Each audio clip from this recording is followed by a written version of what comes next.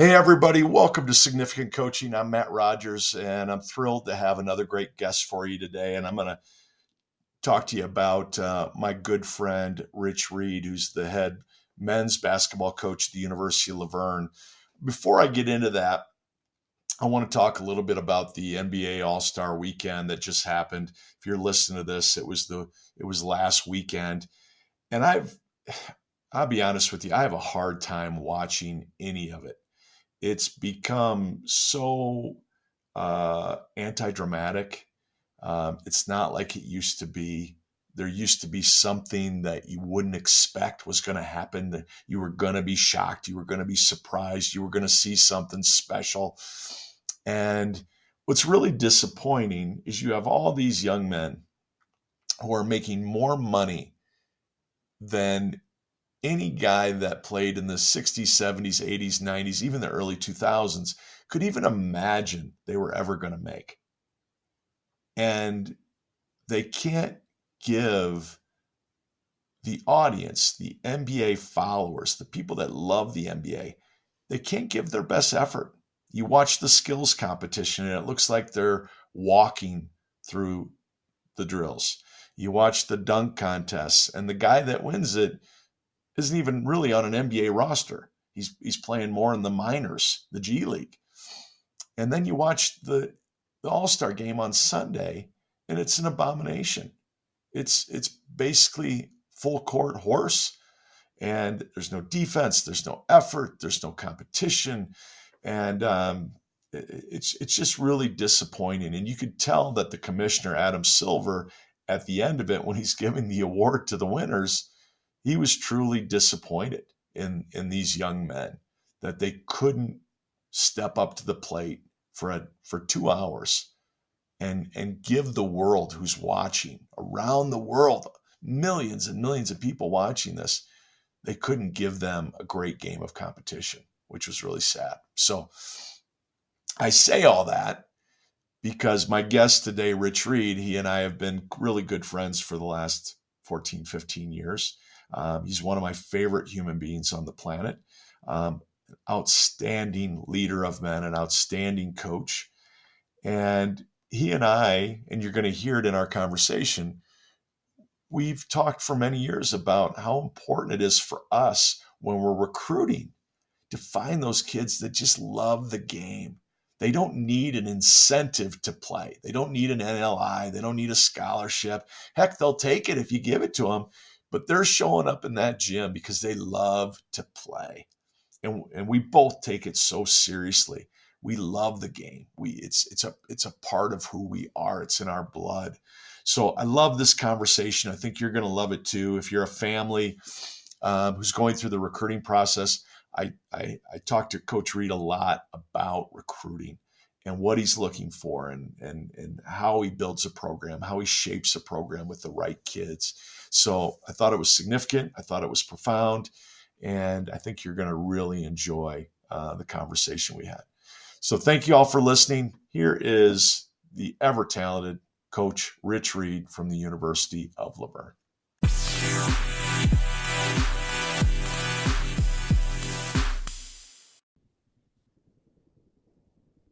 Coach Reed, you and I have been friends for a long, long time. And I feel like we get along because both of us were players.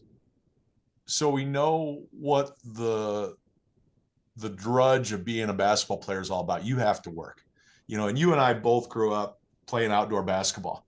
We there was a game, we were in it. We've talked about that for years, how important it was for us to play and play a lot outside of our organized teams that we had. Yeah.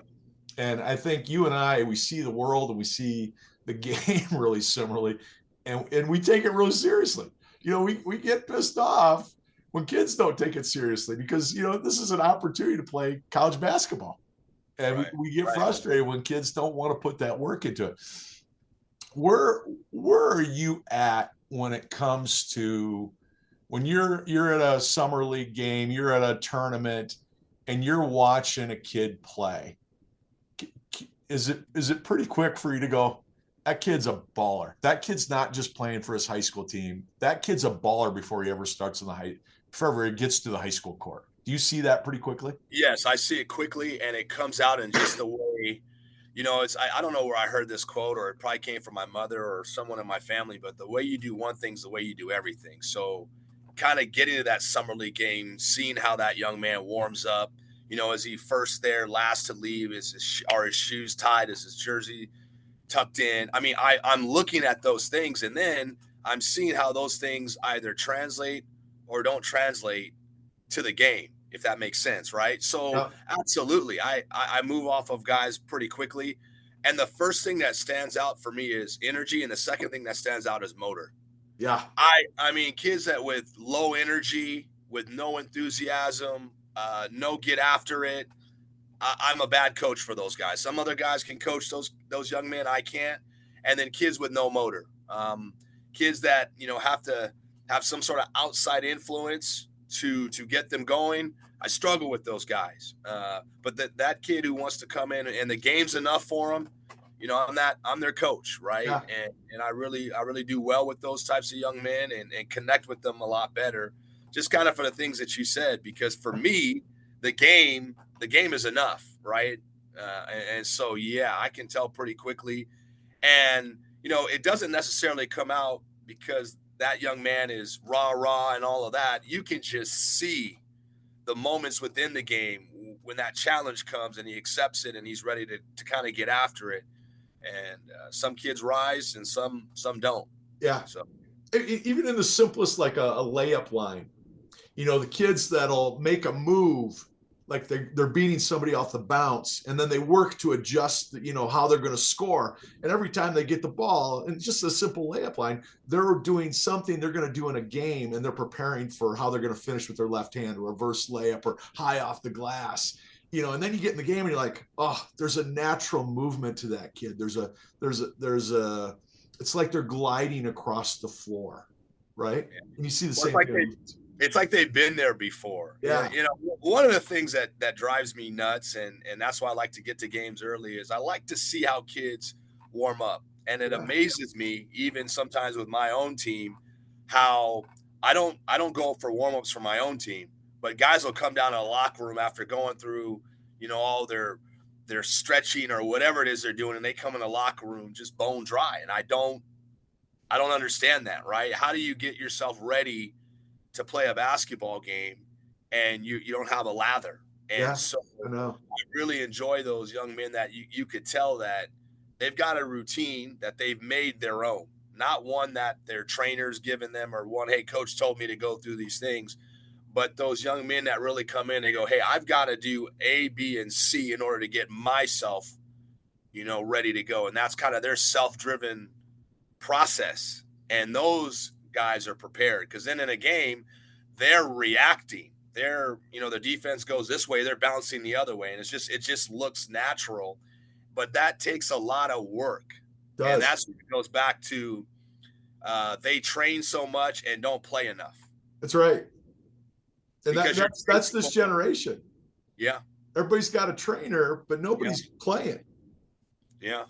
The So asphalt courts are empty, you know, yeah, and it's a shame. And these kids need to play. I'm dealing with a transfer right now. It's actually a kid you and I've talked about. And man, oh man, he's just in 2 years, his footwork has just become exceptional. What he can do with his right and left hand, you walk into a gym and you have no idea if this kid's right-handed or left-handed. He's just so good. And he's put muscle on. He's 19, 20 years old, and he looks like a man. And right. he moves, but it's been a lot of work for 2 years to get him to that point.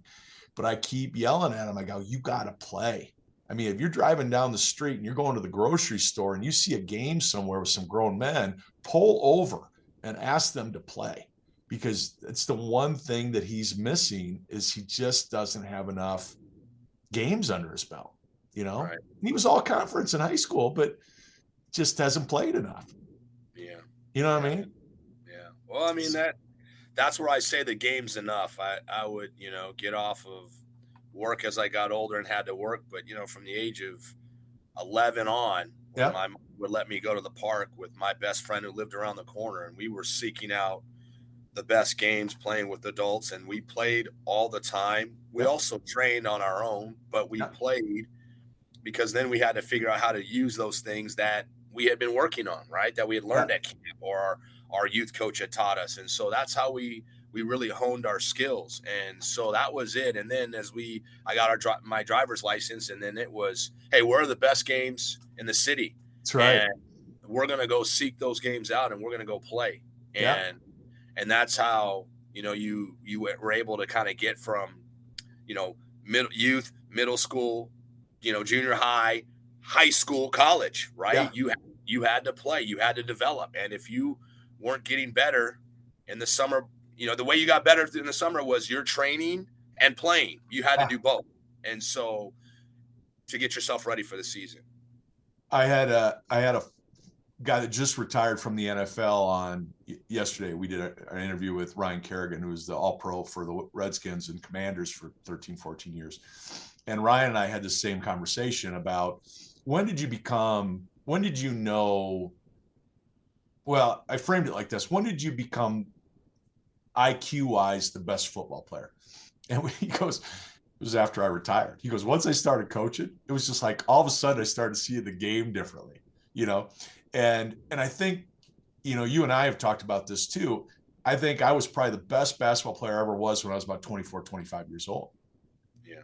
Because all of a sudden, everything that I've been coached and given, tools I've been given in offense and defense, all of a sudden, all the framework of it went away, and it just became my game. And I started to see the game differently. And that's why I think it's so important for young players, boys, girls, it doesn't matter. The more you can play with adults that are in their 20s, they're no longer on a team, but they're still playing a lot. That's where you're going to really learn how to play the game because they figured it out. Do you see that too? Yeah, for me it was, I don't think I would have been a high school player if when I was 11, 12, 13, I wasn't playing with adults. Yeah. Because I had to figure out, well, what spot on the court offensively can I get to be effective? Okay, that was one. So Yeah. I knew I wasn't just going to be able to blow by a grown man and on a straight line drive and get to the basket and finish. That wasn't going to happen, right? I was going to get knocked on my tail, right? Something was going to happen. So I had to figure out, hey, can I get to that little mid-range pull-up off of this pick and roll situation? So that was one. Two, I had to figure out how to construct a team. Yeah. You walk into a gym and you say, who has next? I have next. And well, now what other four guys do I need in order to make sure I win? Because if I lose this game, we're done for the day. Yeah. And then the third thing was playing with that team now. Now you have to play off of each other, and now every point matters and all of those things. So that really helped me develop a lot quicker than I think these young guys are developing right now because they don't have to make those decisions. Yeah. Right. But I had to figure out. So I felt by the time I became, obviously as you're progressing from freshman in high school through your, by my senior year, the game had finally slowed down enough where I go, oh, I just have to be able to get to A, B, and C, and I'm okay. Right. Right. But that was accelerated, because of all those other years. And then you go to college and you kind of start over again. Right. And then, about senior year, by January, you're like, hey, I've got this thing down, and then you're done. Yeah, right. That's all. And then you become a weekend warrior, all-star. Right. And, gosh, how good were you in college? And not as good as I am now, but yeah, it's so true. It all becomes clear. And you have these little pockets of how the game moves slowly for you. And that was my senior year. Yeah. And, in both high school and then college, where I just felt like, hey, I have this figured out.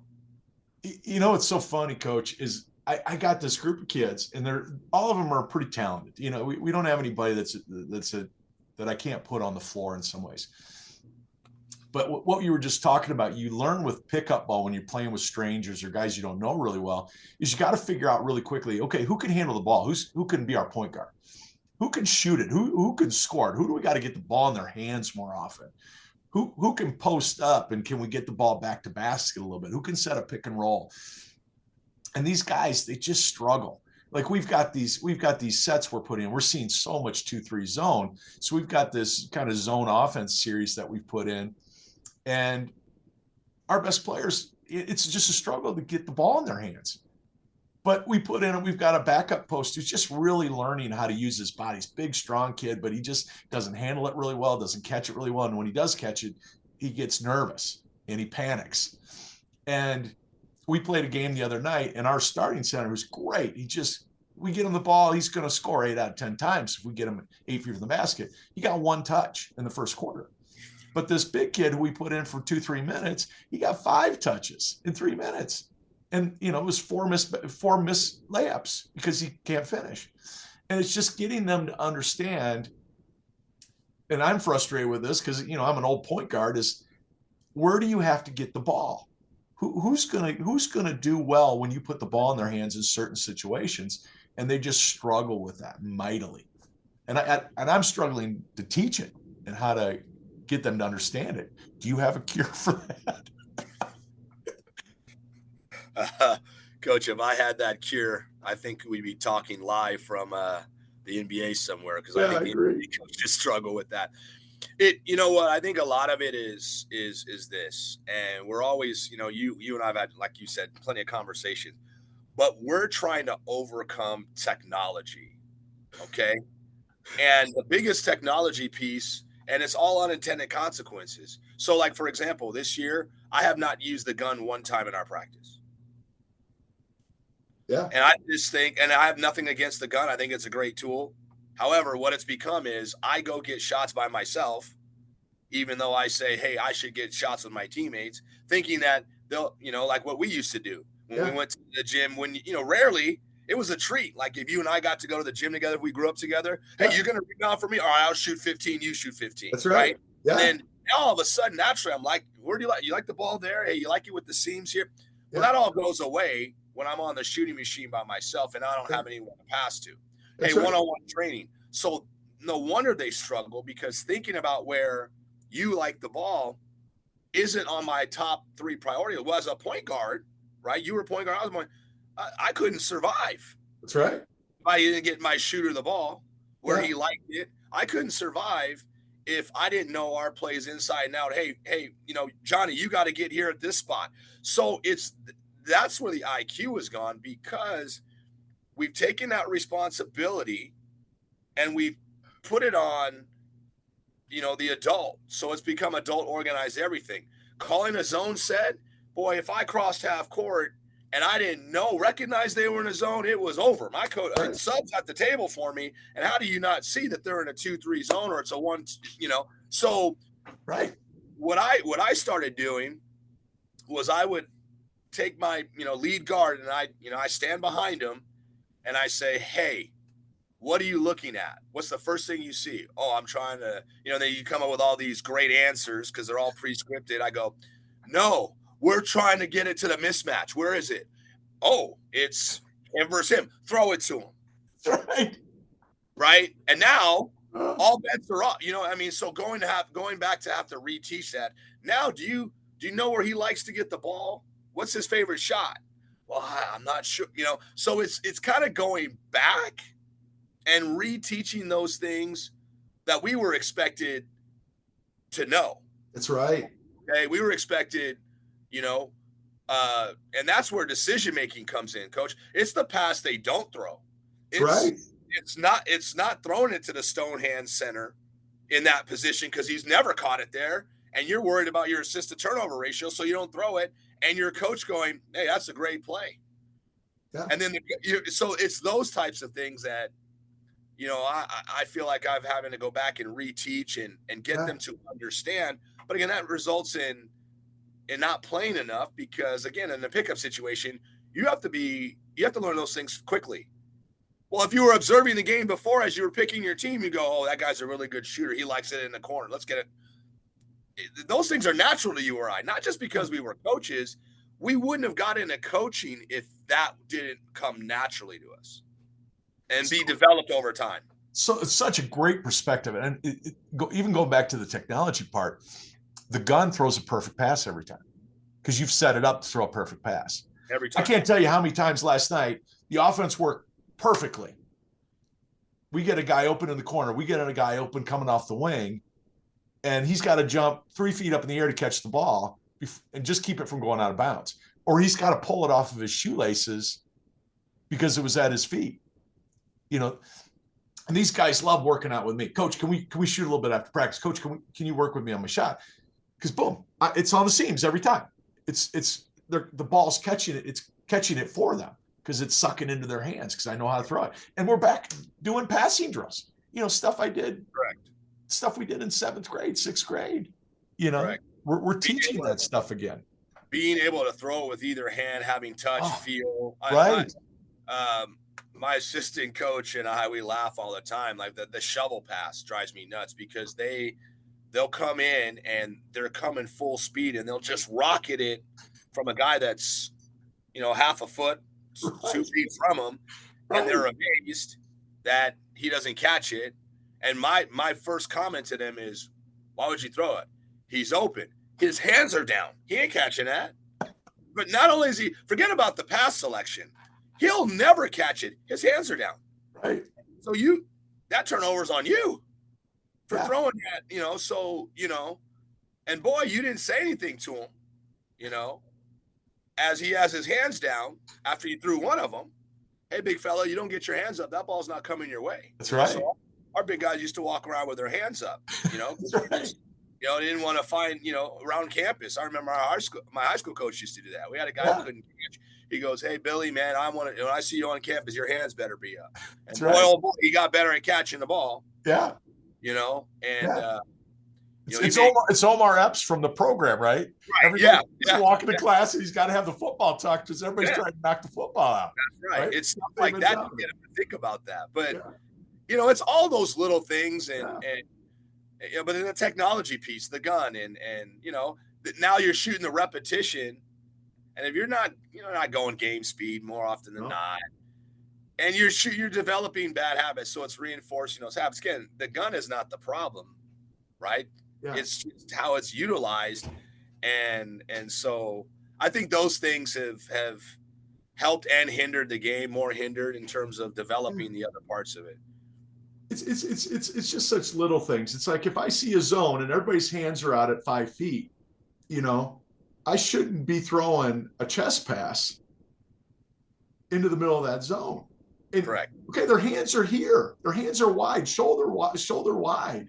Why are you throwing a chest pass? So I watch film with them and go, all right, freeze. You're about to throw a pass here. What pass should you throw based on what you see on defense? Probably a bounce pass. Play. Chest pass, turnover. You saw where their hands were, and you still threw it at the same height of their hands. You didn't throw it at an angle. You didn't separate from your defender to create space. You stood there and threw it right into their hands. And I go, so how do we get better at that? And it's just, it's right over their head. Yeah. It's amazing to me. Yeah, it's interesting. I think that's what keeps us in it because we're all trying to find this magic formula as to how to make things translate. A lot of it, though, is the game has changed so much. Yeah. And so now all of the all of the fundamental things that we had to learn, jab series, the footwork, the square ups, all of that, where everyone learned it. I learned it all off of 2 feet first. And then I started to develop things off of one foot. That's right. Now we're trying to skip steps. Yep. Hey, we're teaching kids a Euro step, but they can't pivot. We're teaching kids a floater, but they can't make a simple left-hand layup. They can't make the 3 different layups, the overhand, the underhand, and the scoop. But we're teaching them the scoop layup. We're teaching them, we're having them dribble with 2 balls, but 1 ball, they can't dribble with their head up. And so we're skipping steps. And, That's right. And so what happens is we get out there and there's live defense who are doing different things to make you adjust, and there's no adjustment for it. Right. Well, and so that's just, I have to teach every year. I have to teach our guards, get your hip into him. Okay. So it takes down the pressure and then, open up and separate and all of those things, but get your body in. Yeah. Get your body in them. And then, but what you see is the great Division I guards do it. Right. And that's the separator. Guards and players that know how to play are so advanced in comparison to guys that are struggling because those guys just do the little things that much more than the other guy. That's right. And that's where you get beat, right? And Yeah. then we end up pulling our hair out because we didn't 2-foot jump stop, or we didn't make the right pass selection here. And that guard just does it 3 or 4 more times Yeah. than our guy, right? And that was Well, our game last night or last yeah. week. And so, yeah. But the guards at that level are so confident with their handle. Yes. You can be a foot from them and they'll do a V dribble right in front of you because they know how to separate. They know how to turn their body. They know how to go between their legs. They know how to get that 3 feet left, that 3 feet right if you dive in.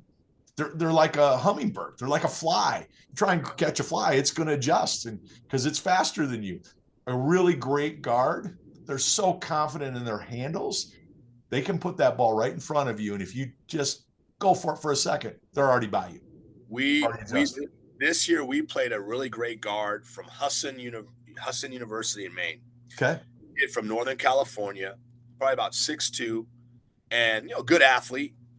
But his handle, his body control, and one of the things he did a really good job of is he would wait for the defender to get really close to him and then kind of use his body as leverage. And he wanted you to get close in space, and he kind of use your body as leverage, and he'd get you on his hip. He knew how to kind of get you on his hip, and then as soon as he got you on his hip, he kept you there. And then now all of a sudden, all these angles and things, opened up, and he had a great, kind of swim technique, kind of like a Stockton type, but he was Chauncey Billups. Chauncey. His head was always up, and I told our coaching staff, I told our players, I said, hey, listen, that kid is really crafty, he's really heady. I said his head is always up. So what you have to do as a defender is you can't let him get into your body. If you do, it's sure enough, he got into that second half. He put on a show, and it wasn't spectacular. It was all simple things. Yeah. And it's super impressive. And so there's still those players out there that do that. And he was a Division II kid, but probably not quite athletic enough. But he could be on a lot of rosters. I'll tell you that. Just because of those simple things. It's amazing the talent at the D3 level. It's just absolutely amazing. And it was like that 20 years ago, but it's just gotten better and better and better. Well, having coached at the Division I level and Division II and Division III, the only thing I would say is most of the guys at Division III don't pass the eye test, and the eye test is overrated.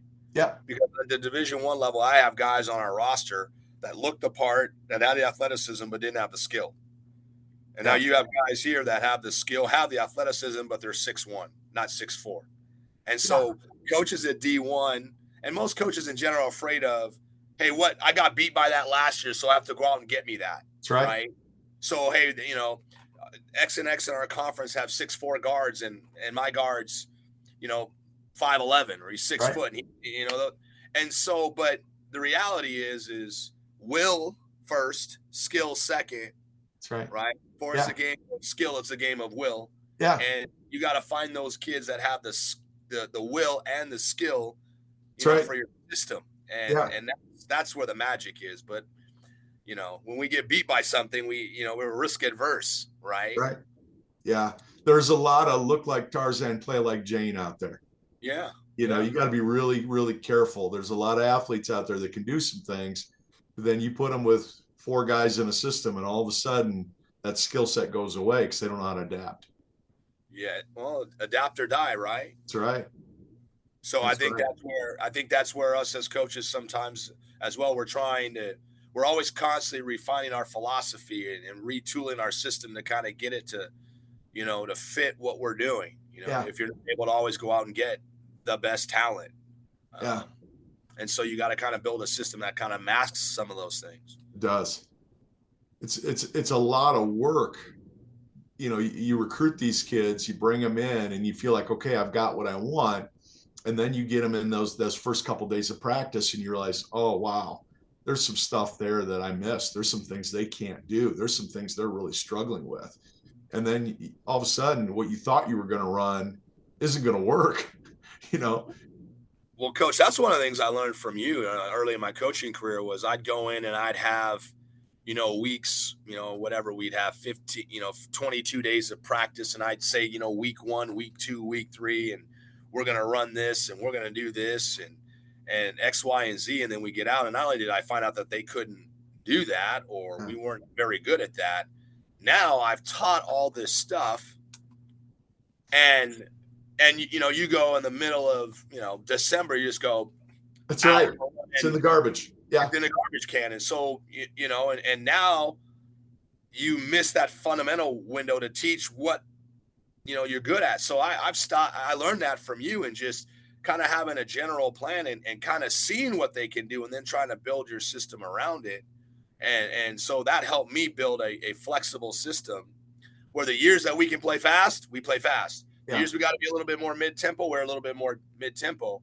But now we're not having those great swings in philosophy of, hey, we're slow it down, we're speed it up, we're ground and pound, and so that really helped. But you're so right, because what they can't do is what they can't do, and they're going to get marginally better at it during the season. But the things that they can do, boy, you really got to make that your focus and get them to do that as much as you can. It's years of failure. Years of, going, I got this great 6'7" post. He can see the floor. He's a great passer. And in the first game of the year, he blows out his knee. And you realize your backup posts, they don't see the floor really well. They don't pass worth a darn. And all of a sudden, that offense you were going to run, you got nobody to run it to now. Yeah. Now you got to figure something else out, Yeah. And that's the crazy thing about coaching. But like you said, it's also the fun thing. It's the thing that keeps bringing you back, because now you got to adapt. Well, I remember we had a lot of conversations about just, get your kids in space and let them play. Yeah. But again, risk adverse, you're just trying to build a program, and you're so used to just, hey, the teams in our league are so systematic, and we're never going to get all of their guys that they have, right? And we did beat some of them doing that. Yeah. But our strength was that we were playing a lot of guys, and once we opened it up a little bit, boy, it really changed the game for us, defensively. The things that we could demand of them, and just, kind of loving the heck out of your kids and just making them feel like they're 10 feet tall, even though they might not be able to make a left-hand layup. Yeah. That's part of the key too. As we get deeper in this deal. Yeah.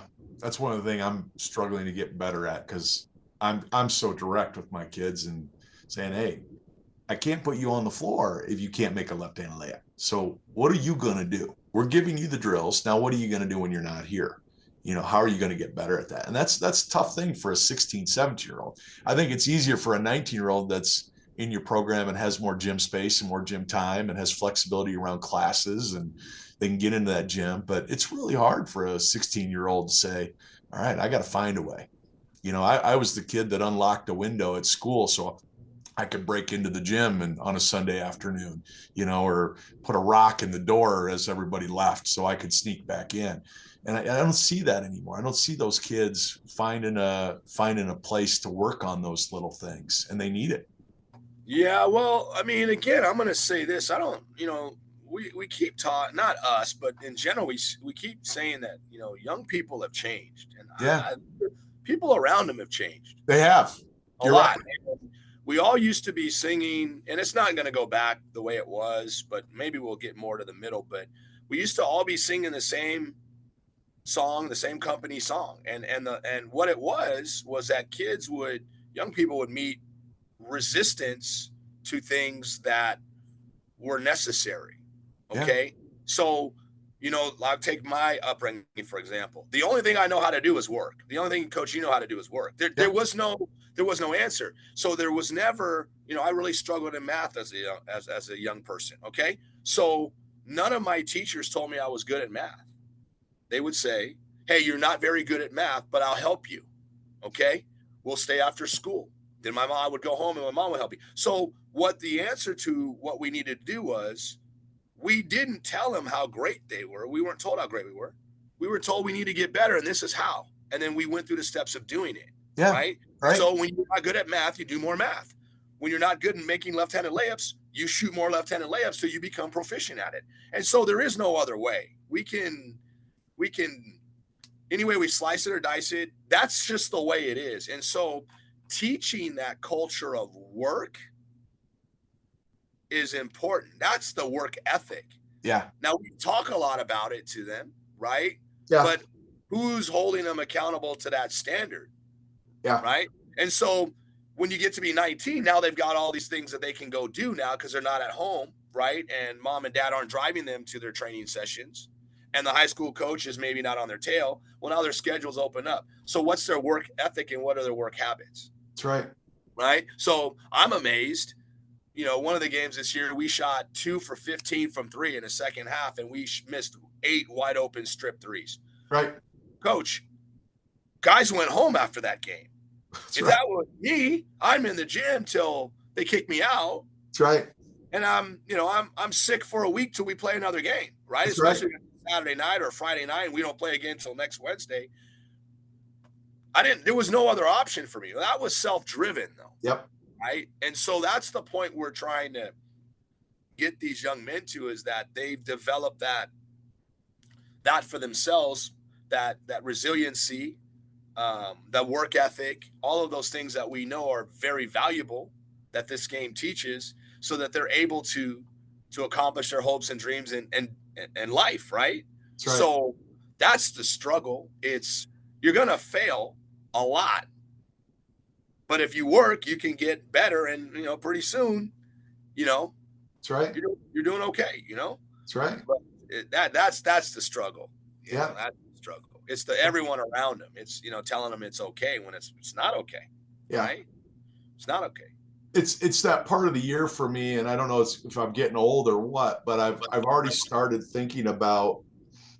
I do this yearbook at the end of the year, and I write a letter to the kids, and then we have a banquet like you have, and we have the parents there, and I've already started to think about what my theme is and what my message is to these guys, because I'm building a program from scratch. We're starting from my first year, and I've got it in my head that the first thing I want to talk to the parents about is that your son is not made of glass, and it's important that you start thinking about that idea, that they have resolve, they have resilience in them, they have a toughness in them that maybe you're afraid of because you had them. They've been babies. You've had to take care of them from day one, but now you need to understand they're not made of glass.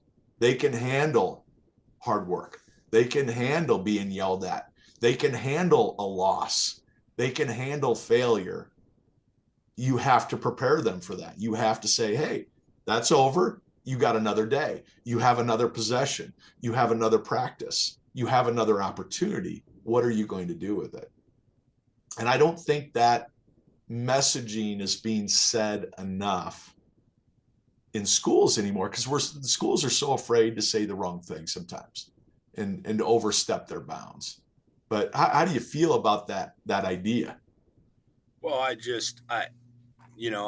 feel like I'm a mix of kind of old school and new school. Like, some of the stuff I just don't let bother me. Yeah. But some of the things there's just a hard line. And I'll give you an example. Okay. When I was in high school, we would stretch. We had a routine. Yeah. We, boom, boom, boom, boom, boom, boom, boom, boom, boom. It's almost militaristic, come from a military family of coaches and teachers and military, right? So fine, we do it. Here, I don't get involved in any of that. Yeah. Hey, show up. When you show up at, noon, you better be ready to go. It's your job to get yourself ready to go.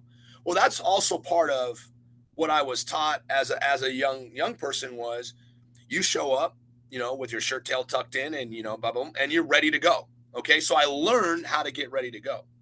Okay. Yeah. So now go back to, your child's not made of glass. It's like, well, that means I probably showed up somewhere not ready to go. That's right. I had to learn a lesson, right? Okay. And the lesson was, hey, you didn't have a belt on, your shirt wasn't tucked in, after school detention. Well, you think I ever did that again? No. That's right. Right. So no harm, no foul, lesson learned, responsibility goes in the direction it needs to go in, right? Right. So that's, that's the piece you're getting at is where does the responsibility lie, right? Yeah. So if responsibility is I need to get up, do my homework, go to practice, blah blah blah blah blah. Well, then let's push the responsibility in that direction. So Yeah. that's what I do because to me that's called empowerment, Yeah. right? And so you just again you go back to well you work, and I just appreciated and still appreciate the people that were willing to have those hard conversations because let's be clear, kids understand when they're being lied to. Yeah. They So do. what they do now, what they've become really good at is I don't want to say manipulating is the word, but well, listen, Mrs. So and so is I can come to class late, right? I can come to class late, but in Coach Rogers' class, I got to be there on time. So that's why you have such drastic differences when you have these conversations. What do you mean? Yeah. He comes to my class. He's 5 minutes early. He's got his notebook out. He's ready to go. Well, Yeah. because your expectation level is here. So as my grandfather said and my uncle said, don't lower the bar. Don't try to cripple another human being. Don't do that.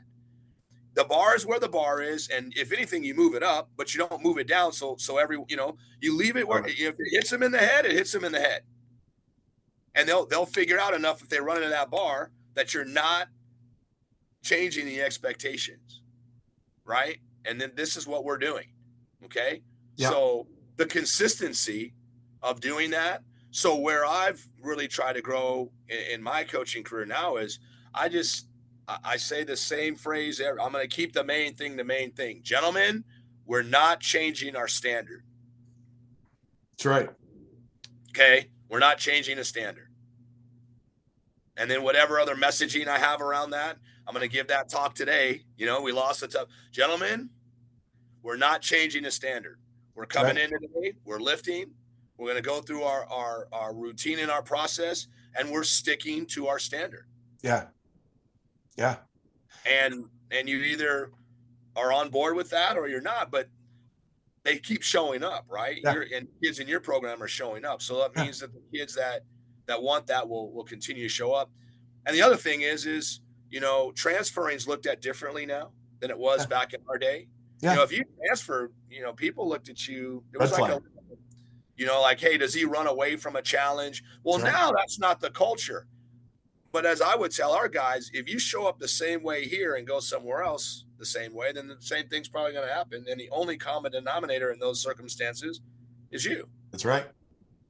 So that's the other piece of it, where you just kind of run as someone else because they tell you what you want to hear. But the truth is the truth. And most people who are in education and coaching care, they're not getting paid enough money. There's only about 10% of the people in the world that do this, or if that get paid an exorbitant amount of money. Yeah. And most guys wouldn't do it, it. Tom Izzo would still be coaching if he was making 200,000 or 5,000. He loves coaching. He would. Right? So the investment that we're making in young men and making sure that these teachings get passed along is important. And so I kind of look at it that way, that this was the information given to me that I'm trying to help give to these guys because it's true. Yeah. Right. Yeah. It's true. And it's worked for me in my life, and it's worked for you in your life. And it's true. And I feel a sense of responsibility to help with that. Yeah. So it starts with telling them the truth. That's right. I agree. I could have this conversation till the cows come home, but I want to go into recruiting for just a little bit because you did such a great job. And I'm so thankful the chapter that you wrote for me. And I wanted you to write this chapter, and it's on kids creating their attack list and really understanding if you want to play college basketball, you want to play college football, you want to be college lacrosse, whatever that is, really being smart about what schools you're going to go after. And I'm just going to read a little bit what you wrote because it was so good and so insightful. And this is coming from a guy that's coached high-level Division I, D2, high-level D3. You've coached at all levels. You were a road warrior. You're a guy that was on the road looking at 1,000 kids a year. So you've seen it all. you've heard it all, and you can walk into a gym in 30 seconds to know where the talent is. All right. So you said, having coached at all three levels, now more than ever, I'm looking for a way to eliminate a prospective student athlete. The prospects who do not show active interest or engagement, who are not prepared, are easy to spot and eliminate. Now more than ever, parents and prospective student athletes have information at their fingertips. There is no excuse to not have prepared for each encounter with a college coach. Dive into that a little bit more, because it's just so good. It's the centerpiece of the inside brain of a college coach. And I want you to be able to elaborate on that for any parents that are listening or any student athletes that are listening. What part would you like me to elaborate on? Because I I can just talk. I love the part about how important, because we've been talking about preparation to get on the basketball court, and how important that is you have to have that expectation that your coach cannot do everything for you. You have to show up ready to play, ready to listen, ready to learn. And it's the same thing for a recruit. So talk a little bit about that. Maybe some of the kids that you've recruited that just aren't prepared for that stage of being recruited, and some that have been. Well, okay, so the first thing it starts with is kind of what you wanted to start your parent meeting with, and Yeah, saying that your son is not made of glass. that's right. So in every encounter, when I'm sitting down with a family, we bring a young man to campus, and we're in that stage of the recruiting process. I'll start with that to give a really solid example. And I'm sitting down. I always sit down with the young man and the family, because I want to get a sense of who everyone is, right? Right. And what does this young man want from his experience? So a lot of times it's redirecting the conversation and making sure that young man answers those questions for me. That's right. Now, the families where the parents are answering the question for him, or he works really hard.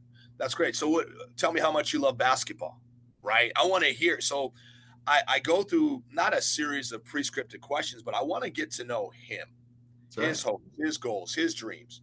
And I can always tell if he's not thought about those things, or he's not been allowed to think about those things, or he's been handled with kid gloves. And now in a year, he's going to be, or 2 years, he's going to be in college. And so, that preparation where that young person has a responsibility to start asking themselves these questions. Hey, why are you on this visit here at this university and we don't have engineering, or you have no idea what you want to major in? Now, it's okay you don't know what you want to major in, but please have a sense of, where we're located, what we're about, those things. And there's no excuse, as I wrote, for you not to know. Pull up the internet, pull up your That's right. phone, That's right. and it's right there. And so I'm always impressed with the young men and the families that just gotta understand who they are, a sense of who they are, Yeah. right? And part of the recruiting process is to go through the process, right? That's right. And it's not an exact science. I might look at a young man and he might be, 6'1", 140 pounds, and I might see him in 2 months and he's 6'5", 190. Well, he's Yeah. off my list, That's right. right? But one thing that he can be doing along with everyone else that's not changing that drastically is preparing. That's right. By doing their research, by doing their homework. Okay. And it's too competitive not to do that. That's right. Okay. And so when I said things like, I'm looking to eliminate people so I can narrow my list down to find the kids that we want, that we can service them. That's right. And parents and young people need to start looking at this as much as we don't like to say it, it's a business relationship. And that's one of the things I appreciated about Division I, was that was at the forefront of it. It was. It had to work for both parties, right? Yep. Yep. And so now that colleges have, so I started coaching in 1999. Well, now that colleges are built on business models. So Right. if you're not approaching it that way, well, then you're missing, I'd say 70% of what this is about. That's right. Right? Because at the end of this, whether you're writing a check or someone's writing a check for you, what type of experience are you getting out of it? And saying, I don't know, is no longer an excuse, because this isn't back in 19 whatever, where there was none of this information out there. Yeah. Okay. And then with the power of social media, where you're able to reach out and connect with former players and past players. It's out there. So being educated and doing the research is extremely important. And the young men and their families, or young women and their families that do that, are ahead of the curve. Yeah. Because then they're able to weed out the schools that don't fit them. Yeah. And that's part of it too. Parents, instead of it, most people look at it, I want to increase my list. No, you want to decrease your list. You want to get to the schools as quickly as you can, right? Yeah. Now, you may start wide, but it becomes overwhelming, and I know you meet a lot of parents that are overwhelmed, and I meet parents that are overwhelmed. And so a lot of times I'm just helping them educate themselves on how to narrow their list and what's important. That's what's right. important to you. Do you want to go to school in a cold weather situation? No. Well, then why are you looking at schools in the Midwest and East Coast? Okay. Yep. Now, understand, by doing that, you're looking at this narrow scope of schools, right? And so that's okay. And then now you've got to really kind of narrow your search down and focus in on the things that you want, right? And do they have it? If they don't have it, then why are we looking at this university? Yeah. And then once you do that, then you get it down to the things, because not everything, you might have 3 things on your list, but number 1, number 2, number 3, they're not all important. So I'll give you an example. When I transferred and I was looking for a new place to play, I wasn't going out of state because my mother wasn't going to be able to afford to come watch me play. Now, that wasn't her. That was something that was important to me. That's right. So it didn't have anything to do with my mother. It had to do with me. That's right. So, Midland State, not interested. Yeah. Okay. And so those things, I think the quicker you can get to that, the better off you'll be. But that comes from educating yourself and then knowing yourself. That young man knowing who he is, and parents being honest and saying, my son's maybe not ready to go away from home. And having those one-on-one conversations like we used to have with our parents in the car, and you start to figure out, okay, and how do we get he or she to understand that and verbalize it so that they then can begin to look at what they want and not what they don't want. Does that make sense? Absolutely. It goes back to my kid's not made of glass, and I have to acknowledge that. I can't just keep assuming he is, and he's going to grow out of this. He's already there. You got to get him there. And it's such a frustration for me as a parent, to go back to the points you were making about being prepared. If my son had the opportunity to be recruited by you, one of the first things I would have him ask you was, can I come see a practice? Because if I can come in and see a practice, I get to watch you coach. I get to see how many kids are on your roster. I get to see how those kids are reacting to you. And in an hour and a half, 2 hours, I've learned more than I'm going to learn in 50 Zoom conversations or phone conversations with you. Correct. Right? So for families to not go into this process and ask questions like, how many kids do you carry on your roster? How many kids do you bring in? How many juniors and seniors do you already have at my position that are going to be on the roster when I get there? Because you're basically setting yourself up for unhappiness. Correct. If you're not asking those questions. So I have transfers call me, parents will call me, and they've got a kid that's not happy somewhere and they want help to find a better fit because they feel like they did it all wrong the first time. And I go, okay, let's talk about first what you did the first time. What questions, if you could go back, what would you ask that you didn't ask before you committed? And they go, oh, lots. And I go, okay, let's start there. That's the beginning of your journey. Because if you don't ask those questions this time, you're going to be right back in the same position you were in last time, right? I mean, listen, I'm always amazed when, I met with, and now I'm thinking about, when I was an assistant coach and now as a head coach, right? And so even as a small college head coach, you're still doing a lot of the things that you did as an assistant, which is kind of kept me kind of young and vibrant in a lot of ways. But it's those questions that they don't ask. And so for me, it's, hey, what style coach do you want to play for? That's I'm right. I'm not for everyone, That's okay? right. The kids, and that's one of the things I'm looking at. When I was an assistant coach, my job was what? To bring not my head coach necessarily, yeah, great talent, but can this talented player deal with him? That's right. I know Okay, him. I know what he. I know him. He's not going to do well with that guy. That's Now right. he's the talent level we want, but he maybe isn't. Doesn't have the presentation or demeanor, whatever it is, right? Yeah. And that's when I wrote, "Hey, we're looking for the eliminators," because then if I can get a list of 10 kids that he could deal with, now we have a chance to get one or two. Well, I'm still doing the same thing as a head coach. I go, hey, great kid, love him to death, would drive me nuts. No, we're going to Right. go with these 4 kids here. That's And right. so you gravitate as a coach to those young men. Well, those young people should be gravitating to the coaches and looking for the coaches that they want to play for, That's right. right? You That's right. can't do that without asking the questions, you know? Yep. Um, so one of the questions I ask a high school coach and I ask the young man is, what do you do after a tough game when you went 1 for 17? Oh, well, what do you do? I want to know. Because that's the stuff like, I just got to finish talking about how all I know how to do is work. Okay. Right. Well, they should be asking those questions as parents and as young men. Hey, what do you do after a tough loss? Hey, man, that's a great question. Well, I can have, a scripted answer to that, but then you just turn around and go ask our players, how is he? And so part of our recruiting piece is get with our players, and that's the time you need to ask them, what is it like here? That's right.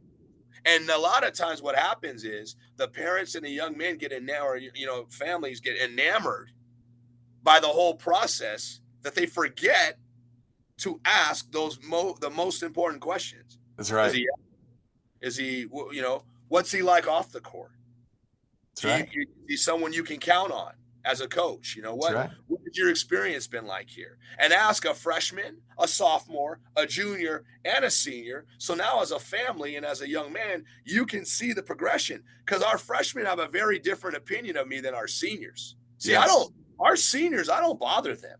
So when a family comes in, or a freshman spends his first year, they look at my relationship with a senior and they're relaxed and we're that and they joke around with me because that's me, right? That's Me, right. right? Well, they weren't like that as a freshman. That's right. Okay, so I'm me, they're the ones who change, right? And so if we didn't do something right in that first part of it, we never get to that senior year. We never get to that junior year. And so that's the preparation part, That's right? right. Because the people that are for Rich Reed or for Matt Rogers, those young men, they gravitate towards you They because you're do. going to have those tough conversations. And as a parent, what you'd want to know is my son or daughter going to be supported when they struggle? Because they're going to struggle, okay? And I tell everybody, they're going to struggle, and they're not going to call you and tell you about it. Okay, they're usually not. So you want to know as a parent, what's the real environment like? That's right. Okay, and Yeah. the only way you can do that is see it, touch it, feel it, be a part of it, ask questions, go to practices, go to multiple games. Hey, don't even tell the coach you're showing up to the game and show up and see Right. how it is. Right? Do your research. Do That's right. your work. Right? Do your Yeah. work. I think it's important. And the other side of that is if you do ask a coach that's recruiting you to go to lunch with just the team, and they say, no, we can't do that. That's a huge red flag. That's a coach that's afraid of the relationships they have with their players, or afraid of what those kids are going to say about him or her. And that's a huge red flag. You want a coach that's going to say, absolutely, we've already scheduled that for you. You're going to meet with the whole team. There's 8 kids you're going to go to lunch with. And if you'd like to come on a Friday night, we'd like you to spend the night with the kids and spend the whole evening with them. And we'll get up and feed you breakfast before you get on the road. Well, how about this? So this is one of the approaches that I feel like has really helped me was I learned this kind of as an assistant was instead of being afraid of what the players are going to say about you, just tell them. I want you to tell everyone That's about me. right. And I believe this. I truly believe this. Any competitor is not scared of someone that's playing the same position as me. That's right. So we talk about that, right? And you should. Well, so if a family asks me, for example, we don't have a JV program. Well, most parents don't even ask that. We don't. We have 21 guys. How do you make it work? Well, that's my job. Let me explain to you and walk you through how it works. Okay. Well, how many shooting guards do you have? 3.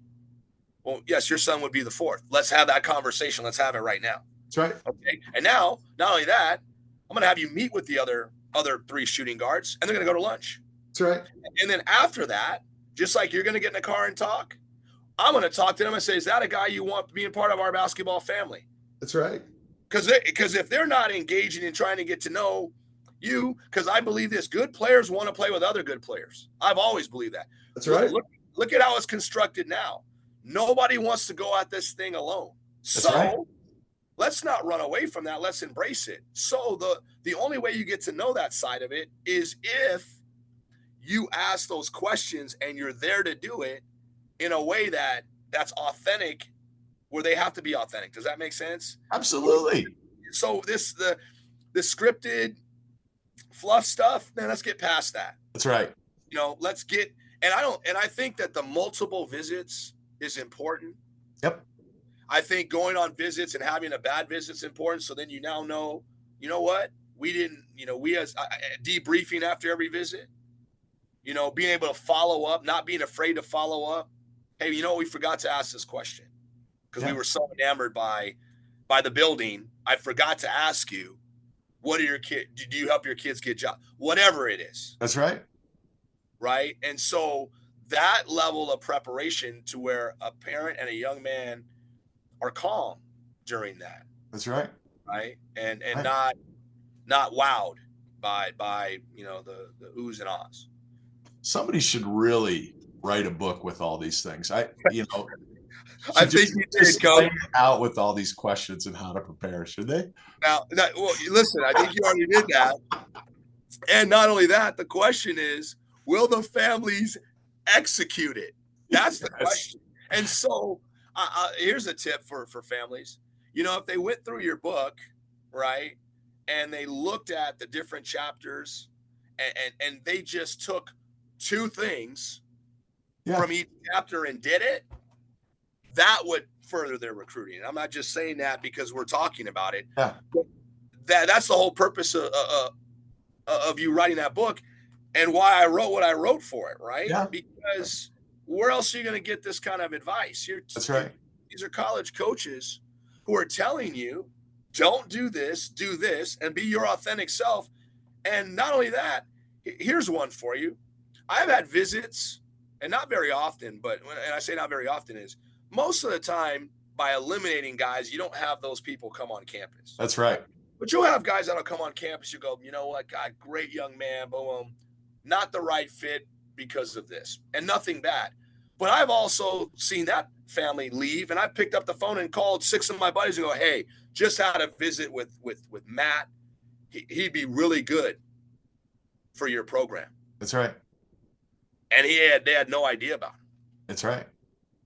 I've asked families on visits, hey, do you mind, and so the fact that college athletics is still the world's smallest profession, families have to understand that there's really only 1,000 Division I, II, and III coaches walking, not eliminating NAI. There's only 1,000 of us. That's it. So that's it. If you were thinking that there's only 1,000 businesses in the United States of America that did one thing, which is educate people or sold furniture, that's right. You'd think about it a little differently, wouldn't you? Yeah. Well, that's how they should approach recruiting and the relationships of kids I didn't get and their families are helping me recruit, and their son didn't come here. Yeah. Right. And because it's a relationship situation. And so I think it's super important that the preparation and knowing kind of who you are and what you're about really helps. Yeah. Coach, you're brilliant as always. And I learn something every time we talk, and I'm always rejuvenated and motivated every time we talk. And I'm just always impressed and always proud of you and love you to death. And there's a little boy named Prince who's just been born into a basket of gold with the 2 parents he has, and I can't wait to watch him grow up. But you were fantastic, giving me over an hour today. I know how busy you are, so I appreciate it.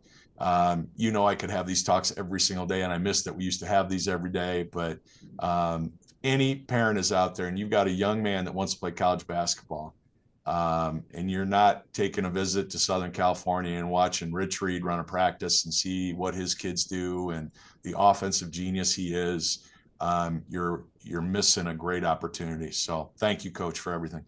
Appreciate you having me. Yeah, we will definitely talk soon.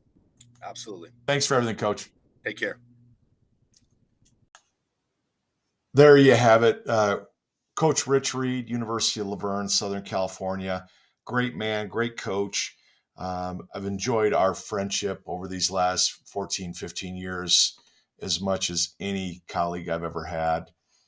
And what's great about Rich is he was so fun to be a partner with. And I mean that in every sense of the word. When you're a basketball coach, whether it's men's or women, it's imperative that your mirror, if you're the girls coach, that the boys coach is your mirror. If you're the boys coach, the girls coach is your mirror. It's imperative that you get along because you do so much together. You share gym, you share the weight room, you share trainers, you talk basketball all the time, you talk coaching, you talk recruiting, everything overlaps because your seasons overlap. It's not like volleyball. Women's volleyball has the fall, girls volleyball has the spring, or boys volleyball has the spring. So there's a lot of differences there.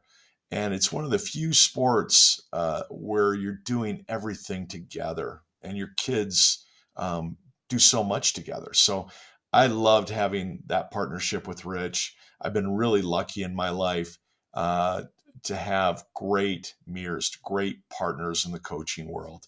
And I'm really thankful for Rich. Hope again you enjoyed this. I loved it. I enjoyed the conversation. I learned a ton about how he sees recruitment, which for me was really impactful. I know a lot of you families that are listening really listen to his advice on recruiting and development and preparation.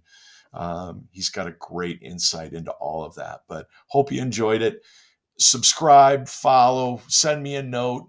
I'm always happy to hear from you. I'd love to get your feedback, what you're thinking about these conversations, and we've got more to come. So have a great week, and I'll look forward to talking to you soon. Take care.